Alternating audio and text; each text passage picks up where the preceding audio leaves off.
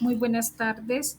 Eh, Mi nombre es Angélica Gómez. El día de hoy voy a decir por qué es importante las decisiones dentro de una organización. Tomar decisiones es una tarea cotidiana en cualquier empresa. Estas elecciones determinan su dirección y el éxito, desde la selección de productos hasta la gestión de los recursos. Cada decisión afecta el desarrollo organizacional. El proceso de toma de decisiones implica identificar problemas, analizar alternativas y elegir la opción más viable. Porque si una empresa utiliza herramientas estratégicas para decidir, optimiza su crecimiento y sostenibilidad. Todas las decisiones que tomamos en las empresas son muy importantes porque detectamos oportunidades de mejora y con eso podemos realizarla a corto o a largo plazo. Para nosotros generar estrategias es muy clave.